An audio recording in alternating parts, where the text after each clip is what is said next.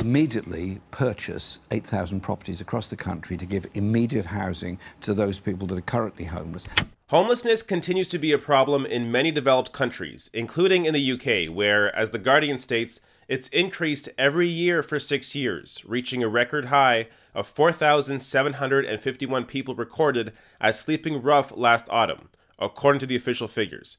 The number of rough sleepers has doubled since 2010, with a 73% increase in the past 3 years. And the number of children stuck in hostels and other temporary accommodation has risen by 70% to more than 120,000, according to government figures. And now Jeremy Corbyn's Labour Party has a potential solution, as they are promising to buy 8,000 properties for homeless people. And now here's a clip of Jeremy Corbyn discussing that on BBC One's The Andrew Marr Show. You asked David Livingstone about homelessness. Disgusting and disgraceful and wholly unnecessary. Glad you raised it, because I was going to ask you, what would you do about it in the short term? I mean, there's lots of house building and other kind of long-term projects which will get it down eventually. But right now, for those people who are homeless on the streets of Camden and elsewhere tonight, what would a Labour government do? Immediately purchase 8,000 properties across the country to give immediate housing to those people that are currently homeless, and at the same time require local authorities to build far more, because the problem is homeless people, rough sleeping, beg in order to get money for a night shelter, stay in a night shelter or a short stay hostel. I spent Friday evening in a hostel. Can I finish? Friday evening in a hostel, by the way, discussing this issue. The problem then is move on accommodation, and the problem then is not having an address in order which you can claim benefits or get a job. Absolutely.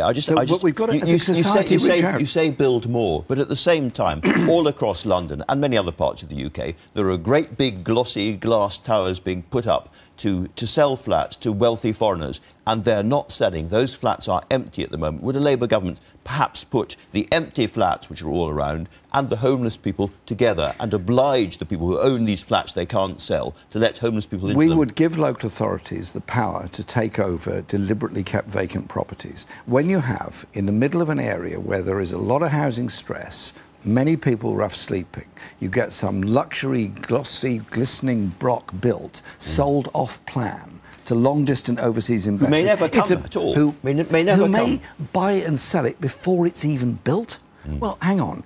Let's look at social priorities here.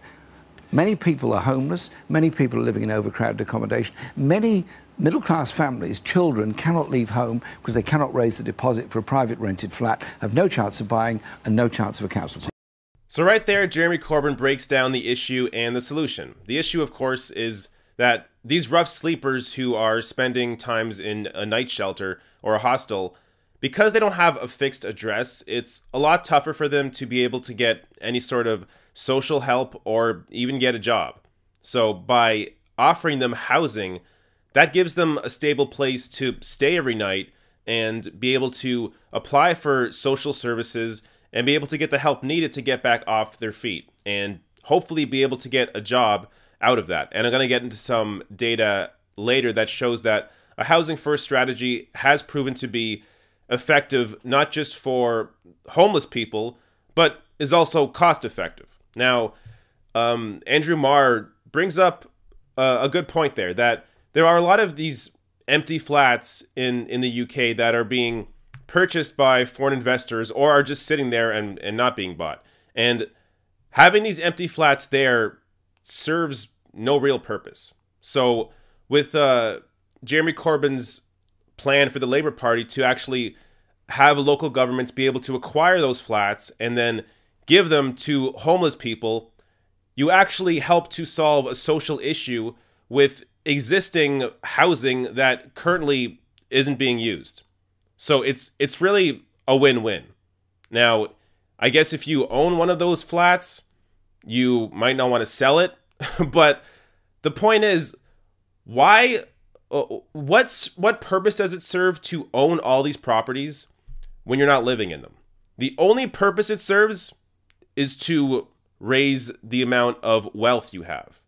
So by purchasing these properties, and most property rises in value, so by buying these upfront and either selling them before they're even built or selling them later on, the only purpose it serves is to further enrich people who are already wealthy and already have the money to be able to buy an empty house and just sit on it. So by actually giving it to the homeless, it then serves a purpose. And the new homes would be a combination of move-on housing for people leaving homelessness hostels and Housing First, a program established in the US and Northern Europe where rough sleepers with complex needs are moved into permanent accommodation quickly to give them a fresh start. So as The Guardian points out there, this Housing First strategy is something that's already been implemented in other parts of the world, including in Canada, where a study found that Housing First saves money and keeps people off the street. The massive at-home Chez Soi pilot project, created in 2008 following a $110 million investment from the federal government, has proven effective for people from diverse cultural backgrounds and circumstances. It helped find and pay for homes for mentally ill homeless people in 5 cities across Canada. It also provided recipients with as many social services as they needed to stay housed. The report shows more than 2,000 homeless Canadians diagnosed with mental illness have found stable housing in all regions of the country over a 2-year period, and suggests it has also been cost-effective, with every $10 invested resulting in cost savings of almost $22. And this report is from 2014, meaning that at the time Canada was under a conservative government, and even Social Development Minister Candice Bergen, a conservative, was on board with it. Overall, participants in the project were less likely to get in trouble with the law, and those who received both housing and supportive services showed more signs of recovery than those who did not. Now, to me, a lot of this is just common sense. So if you don't have a permanent residence, then it's clearly a lot tougher to get other aspects of your life in order, whether it's trying to land a job or access social services that you need or get the healthcare you need. All that stuff is a lot tougher if you're living on the street or going from hostel to hostel or different homeless shelters. So by having a home, it plants a foundation for which you could actually properly build a life. So it's the clear, compassionate route. But while that's obvious, a lot of people think it's too costly. We can't possibly afford to give homeless people homes. But actually, when you look into it and where it's been done, it's actually saved money.